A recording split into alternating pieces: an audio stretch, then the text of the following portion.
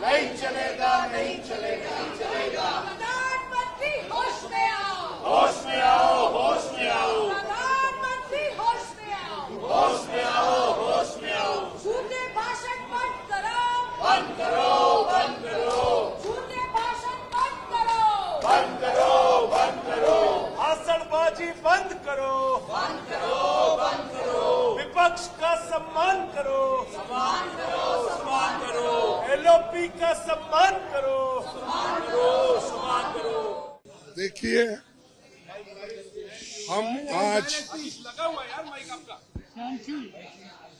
हम सबने इसलिए वॉकआउट किया कि जो प्राइम मिनिस्टर अपना राष्ट्रपति अभिभाषण पर जो भाषण दे रहे थे, उन्होंने कुछ गलत बातें सदन को बताई, गलत झूठ। और उनकी आदत है कि झूठ बोलना, लोगों को भ्रमित करना और जो सत्य के जो विरोध में बात करना, ये उनकी आदत है। और मैंने सिर्फ उनको इतना ही पूछा कि जब वो संविधान के बारे में बोले कि आज लोग संविधान के लिए बचाने के लिए डंडोरा पीट रहे हैं, ऐसी बात उन्होंने कही। तो हमने ये कहा, देखो संविधान तो आप नहीं बनाए, संविधान के आप विरोधी थे, इसीलिए मैं वो क्लैरिफाई करना चाहता हूं कि कौन संविधान के फॉर थे, कौन संविधान के खिलाफ थे, किसने संविधान बनाया, किसने संविधान के खिलाफ बात किया, वो मैं उनके सामने रखना चाहता था।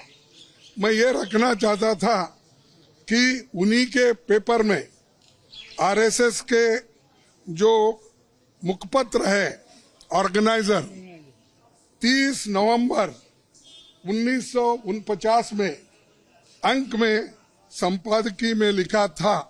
ये ऑर्गेनाइजर तो ऑथेंटिक पेपर है उनका, ये उनका ऑफिशियल पेपर है। उसमें ये लिखा गया था, भारत के इस नए संविधान की सबसे बुरी बात यह है कि इसमें भारतीय कुछ भी नहीं है। प्राचीन भारत के अद्भुत संवैधानिक विकास के बारे में इसमें कोई जिक्र ही नहीं है। आज तक मनुस्मृति में दर्ज मनु के कानून दुनिया की प्रशंसा का कारण है। ये किसने कहा?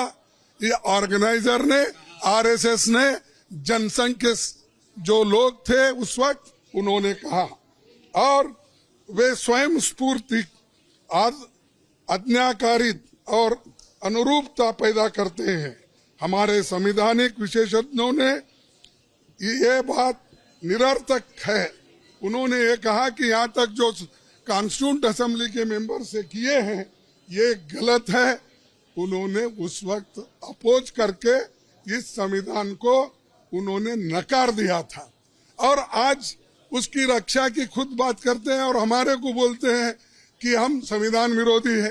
अरे खुद विरोधी है, जन्मता ही विरोधी है, शुरू से विरोधी है। इसको जब इसका जन्म शुरू हुआ उस दिन से इन्होंने बहुत से पुतले जलाए, अंबेडकर के, नेहरू जी के पुतले जलाकर रामलीला मैदान में उन्होंने ये सब काम किया। आज ये बोल रहे हैं कि हम संविधान के विरोधी हैं। संविधान बचाओ हम इसलिए बोल रहे हैं क्योंकि इसमें आरएसएस की मंशा क्या है, जनसंघ की मंशा क्या थी और बीजेपी की आज जो मंशा क्या है ये। और बार बार ये भी कहते हैं कि बार बार ये भी कहते हैं बाबा साहब अंबेडकर को इन्होंने इज्जत नहीं दी, उन्होंने सब कुछ उनको हरा दिया।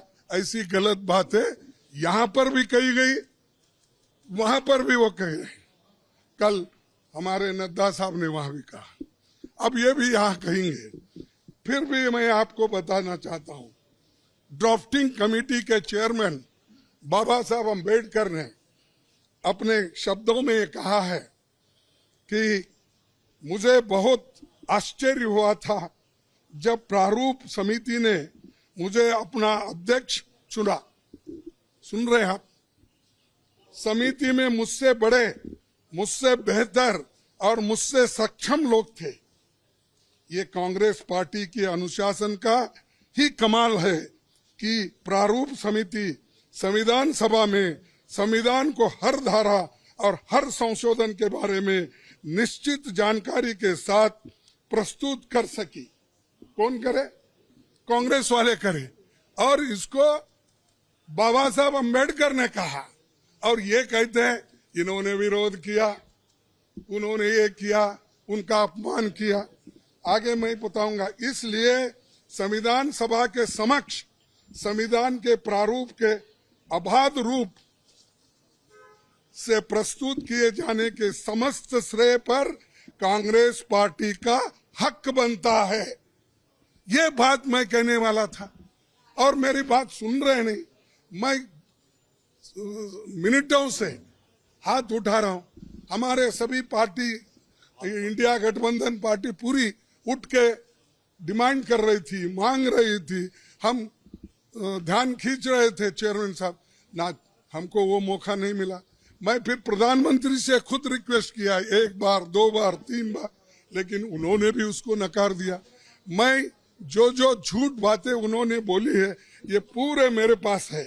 और कैसा ये लोग आज सदन में बोलते हैं, सदन के बाहर बोलते हैं, ये समझे हैं वो ही पढ़े लिखे हैं और गलत बातें बोलने में माहिर है। ये तो मैं बाबा साहब अम्बेडकर का स्पीच कॉन्स्टिट्यूंट असेंबली में जो बोला वो लाया हूं, और ऑर्गेनाइजर में उनके लोग क्या बोले हैं वो भी मैं बताना चाहता था, लेकिन उन्होंने मौका नहीं दिया। और इसलिए मैं कंडम करता हूं, हम सभी लोग कंडम करते हैं, और कंडम करके हम वॉकआउट किए, क्योंकि ये हमारे बात को जब कोई महत्व ही नहीं है तो वहां बैठकर क्या सुने हम। और जब प्रधानमंत्री खुद यहाँ पर जब बात कर रहे थे राहुल जी, उस वक्त 2 बार उठ के उन्होंने क्लैरिफिकेशन की कोशिश की, क्लैरिफाई कर दिए। 4 मिनिस्टर क्लैरिफाई कर दिए। मैं जब बात कर रहा था तो मेरे सदन में मेरे को रोकने टोकने का इतना कोशिश की, इतने लोग बार बार उठे मिनिस्टर्स।